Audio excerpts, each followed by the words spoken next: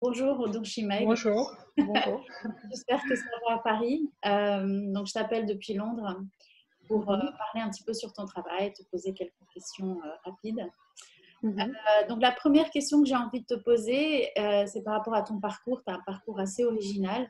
Est-ce que tu peux nous dire en quelques mots comment tu es arrivé à l'art et Mhm. puis dans l'art, comment est-ce que tu es arrivé au dessin? Alors, je suis née et je suis grandie en Mongolie. Et après, quand j'avais 17 ans, je suis partie à vivre à Tbilisi. Là-bas, j'ai fait des études un peu différentes, de commerce, etc. Après, je me suis découvert, c'est pas un truc qui me plaisait. Et très rapidement, je me suis décidée de venir à Paris, dans mon premier temps pour faire de l'argent, pour travailler. Après, au fur et à mesure, je me suis tombée dans l'art, très par hasard. Vraiment, c'est le pur hasard. Et c'est comme ça que je me suis découvert, enfin, je me suis redécouvert que j'ai toujours aimé les dessiner. En fait. Je voulais faire l'art. Donc, c'est une pure hasard, je pense. Malgré tout, je crois que c'est quelque chose qui m'a pris, en fait, au fond de moi. Il y a quelque chose qui me dit qu'il faut que j'aille à Paris. Il faut voilà, que je fasse ce chemin pour que je puisse tomber dans l'art, on va dire ça. C'est une sorte d'appel, en fait, une sorte d'appel intérieur que je ne savais pas, en fait. Que j'ai écouté, en fait, après tout, pour vérifier tout ça.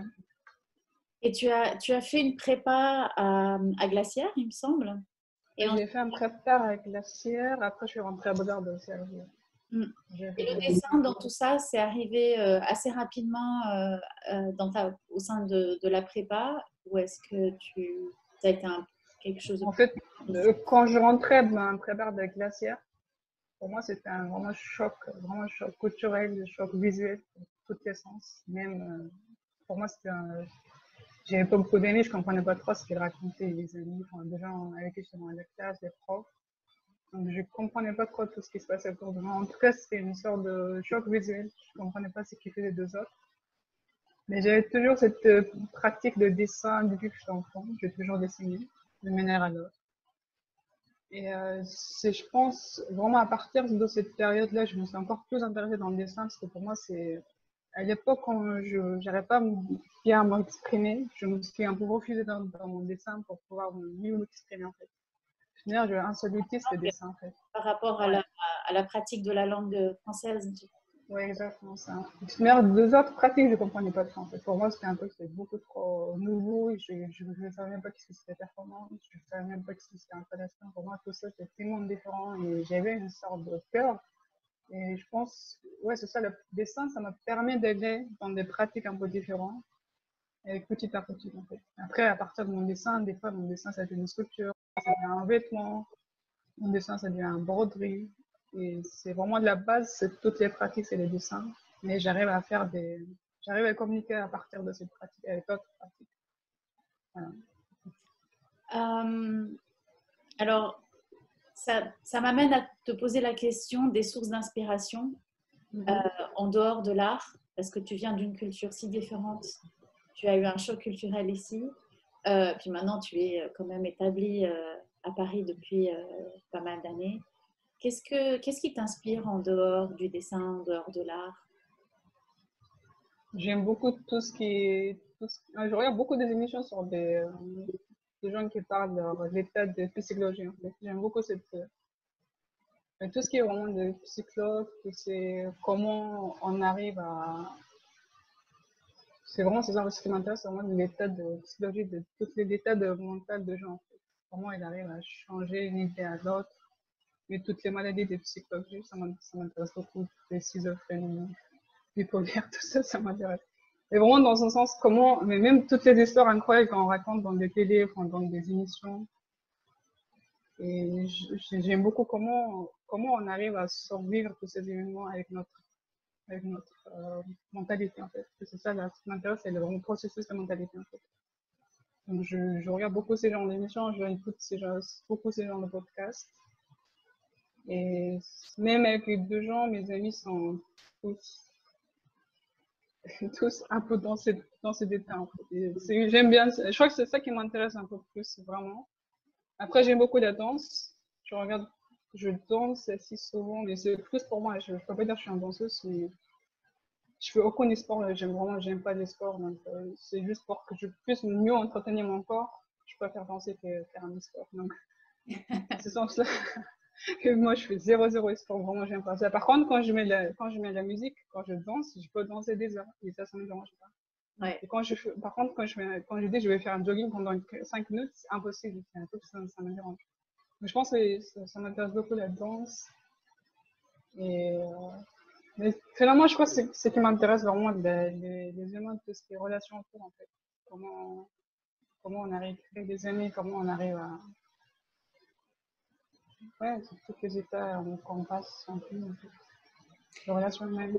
Et donc, dans cette idée de relations humaines, je me questionnais parce que peut-être parce que tu as des horizons tellement différents et un contexte tellement différent, enfin, un, un chemin vers l'art tellement original.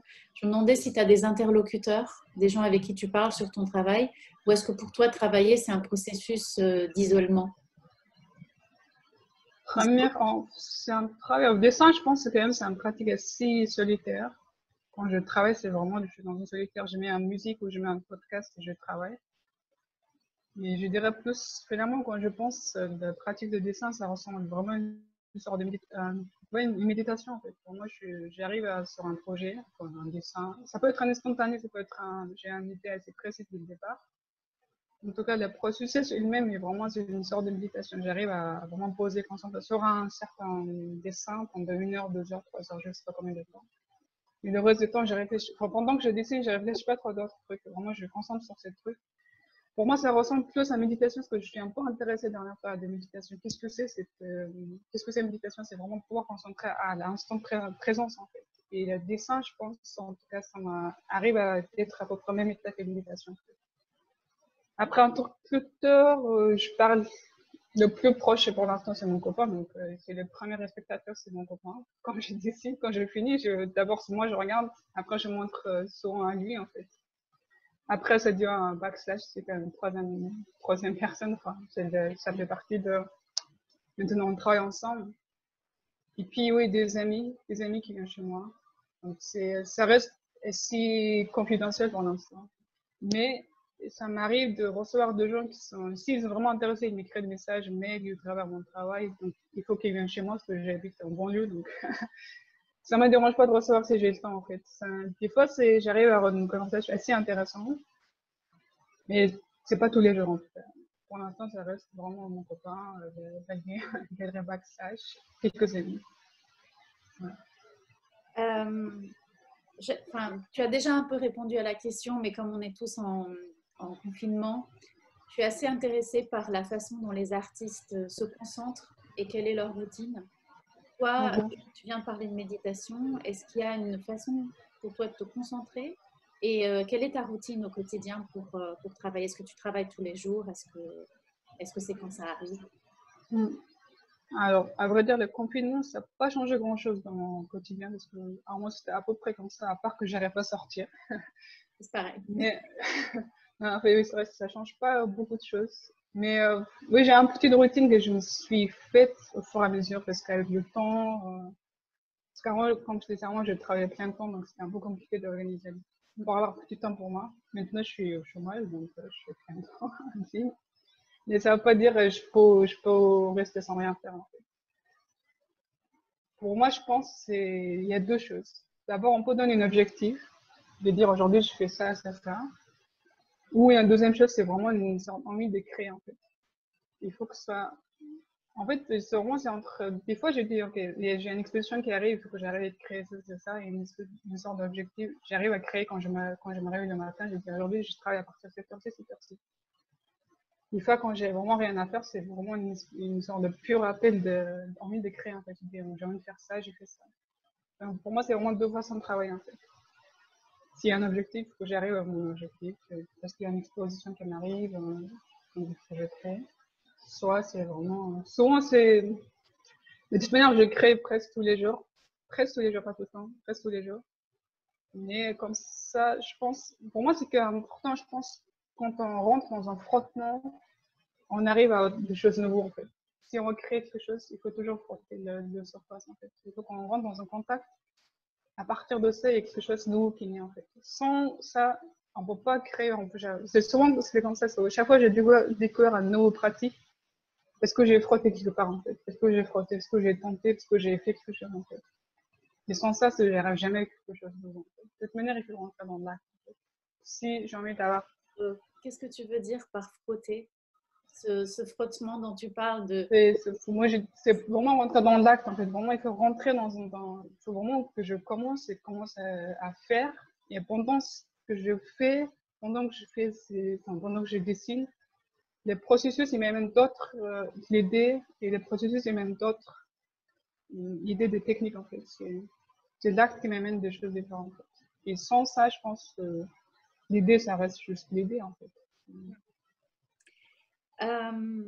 Justement, donc tu as parlé de danse tout à l'heure et je me demandais en regardant tes dessins quelle est l'importance du corps, de ton corps en tant qu'artiste, du corps en général, du corps de l'homme, de l'animal, de la plante.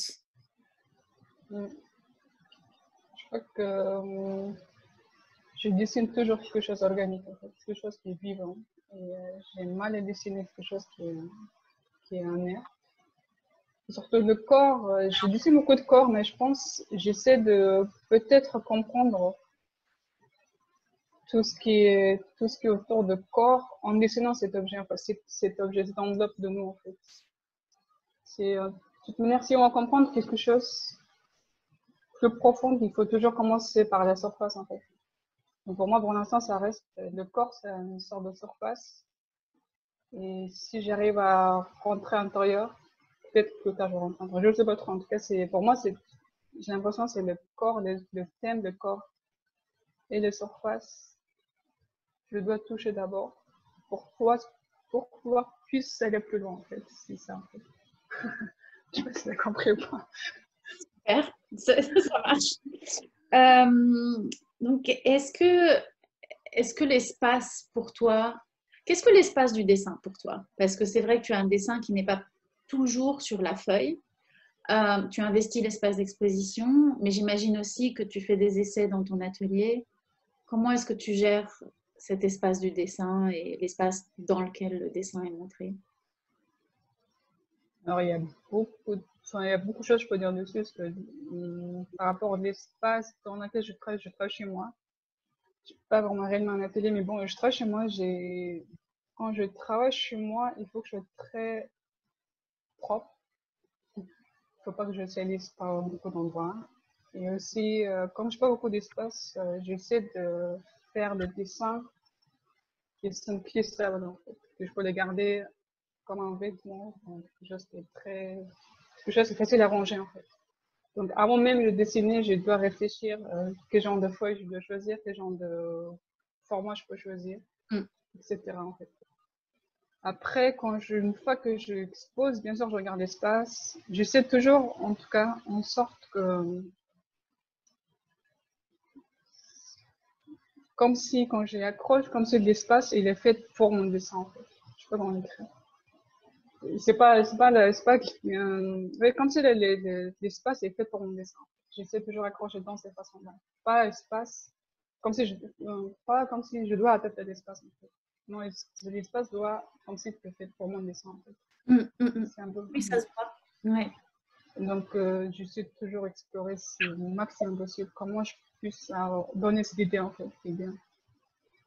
Après, à vrai dire, j'aime beaucoup les dessins de coder, couper, choses assez spontanées, en fait, sans trop réfléchir. Je code, je coupe. J'ai l'impression que je suis en train de vraiment travailler d'avoir une sorte de pratique encore plus libre, en fait.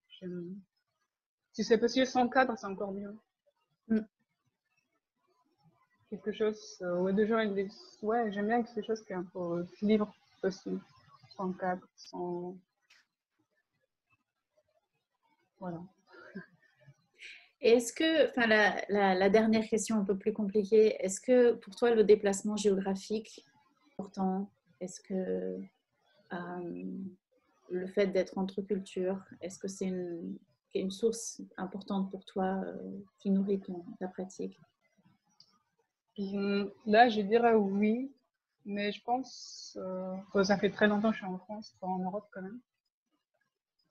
Qu'est-ce qui Et est je très longtemps pense, pour toi? Ça fait combien de temps? en Europe, ça fait 13 ans en fait. 13 ans. Ouais.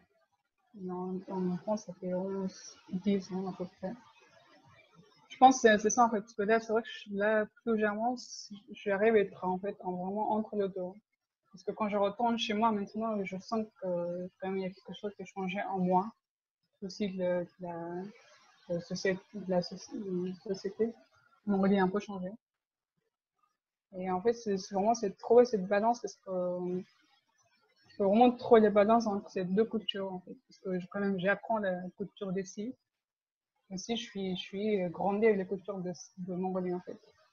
Donc, ce qui m'intéresse, c'est vraiment savoir pouvoir marcher sur cette balance-là. Parce que je ne suis pas d'autant me tomber ni dans la culture de la Mongolie, ni dans la culture de, on dirait Europe, pour pas un peu généraliser. Et c'est ça, je pense, c'est l'important. C'est de toute manière, pourquoi ce qui m'intéresse, c'est l'équilibre des choses, en fait. De pouvoir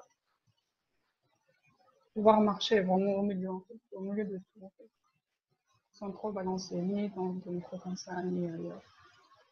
Et ça, peut-être ça rejoint un peu la théorie de bouddhiste, c'est le centre, de rester au centre, de pouvoir un peu. Ouais, c'est ça, en fait, pour moi, il faut rester au milieu des choses, en fait, sans trop balancer, sans trop être balancé, en fait.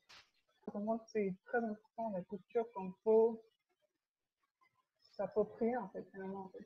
Parce que sans mettre mon nom, quand j'ai fait d'expédition, deux gens ne peuvent pas savoir que je viens de la Mongolie. Enfin, deux gens de la Mongolie, il ne faut pas savoir que je suis un Mongol. Oui, ouais, dans ton Et travail. Ouais. ouais, ça c'est un truc que vraiment j'ai remarqué. Est-ce que c'est bien, c'est pas bien, je ne sais pas, mais c'est pas mon but, donc c'est pas grave. Mais en tout cas, je suis à peu près, je suis là aujourd'hui, donc je sais pas qu'est-ce que je veux devenir d'ici 5 ans, 10 ans. De toute manière, c'est faire l'art, c'est vraiment une sorte de tango marathon en fait. Vraiment, il n'y a pas de but, il n'y a pas de but, mais en train de courir. C'est une sorte de courir, mais pendant qu'on court, je pense, on comprend que soit on prend plaisir, soit on blesse, soit on se pratique, soit on grandit en fait. Donc ouais, on va voir ce que ça va devenir en fait. Je suis assez curieuse en fait. Peut-être que je vais changer complètement de direction, je ne sais pas en fait. Après c'est sûr que je vais rester dans tout ce qui est, je vais rester dans le domaine création, ça c'est sûr. Ouais. Et quand tu dis que cette idée de pas avoir, de pas être identifié dans le type de dessin que tu fais avec ta culture d'origine, avec la culture de Mongolie, euh, est-ce que mine de rien, quand même, tu parles de bouddhisme, est-ce que mine de rien, tu vois, toi, peut-être pas formellement, dans le type de dessin que tu fais ou le type de travail que tu fais, cet héritage, mais est-ce que tu vois dans les thématiques que tu développes, dans tes préoccupations, un reflet de ton pays d'origine? Oui, je pense, c'est sûr, parce que de toute manière, je peux pas nier en fait, parce que c'est quelque chose qui est en moi, donc je peux pas, au moins que j'enlève, que je deviens quelqu'un de différent, je pense que c'est impossible. Je suis grandi avec cette culture, et malgré tout, inconsciemment, je suis inspirée par cette culture, par cette façon, je suis grandi, c'est ce que je veux. Donc, ouais, je pense que c'est impossible d'enlever ça. C'est sûrement inconsciemment ou consciemment, je suis liée à cette culture. Et c'est ça que peut-être on voit peut-être deux autres. De toute manière, c'est toujours deux autres, ils vont mieux que moi en fait. Parce que moi-même, je n'arrive pas trop à savoir. Parce que c'est ça que je fais. C'est de toute manière la réponse, ils ont toujours deux autres qui tiennent. Donc, ouais. C'est vrai que j'ai entendu ça aussi et je crois ça. Ouais. Après, non, après, je ne cherche pas ni quoi que ce soit. Je suis conscient et à la fois, je me sens très chanceuse d'être née, je suis grandi en Mongolie. Ça m'a, en tout cas, j'ai essayé reconnaissance d'une manière à l'autre parce que on a une très belle culture, vraiment une notion de la notion de pays, c'est pas le paysage, la notion de la terre, la notion relations humaines, etc. C'est assez différent. Ils ont de valeurs que je respecte toujours maintenant. Donc, maintenant, chaque culture, ils ont de bons côtés, de mauvais côtés. Donc, il faut prendre le bon qui nous semble bien en fait. Parce il ne faut pas non plus suivre tout n'importe quoi. Puis les valeurs, bien sûr. Ouais, ouais, vraiment. Et puis finalement, la dernière question, qu'est-ce que ça signifie pour toi d'avoir été nominée pour le prix Drawing Now 2020? À vrai dire, j'attendais pas du tout parce que, en fait, je vais dire la vérité, parce que depuis que j'étais à l'école, à Beaux-Arts de Cergy, je suis allée voir presque chaque année à Drawing Now, et j'ai toujours rêvé d'être juste exposée là-bas, au moins collectivement. Donc, vraiment, depuis que j'étais en première année, je suis allée voir Drawing Now, j'ai dit, j'espère un jour, je serai là-bas. Et finalement, avec le backstage, ils m'ont dit qu'ils veulent m'exposer sur là, donc je suis très, très contente. Après, ils m'ont écrit un mail, ouais, comme quoi tu t'es nominée et tout. J'ai dit, quoi? Bon, moi, je croyais pas. Donc, oui, bon, je ne croyais pas. Mais je suis contente. C'est peut-être, j'ai l'impression que je suis un peu trop sauté l'étape, mais pourquoi pas. Je suis assez contente. Mais vraiment, j'attendais pas ça. Mais oui, par contre, j'ai toujours rêvé d'être exposée au drawing, hein, vu que j'étais à l'école. Je te dis, première année, ça fait quoi? C'était presque 3-4 ans que je suis sortie de l'école. Au moins 9 ans que je rêve à peu près. Bah, on est ravis. Enfin, malheureusement, les circonstances font qu'on ne sait pas encore quand est-ce que ça va avoir lieu. Ouais, Mais en tout cas, enfin, voilà, nous, on est très contents de te compter parmi les nominés. Et voilà, merci beaucoup, Don Chimègue, pour ce petit merci, entretien. merci à toi.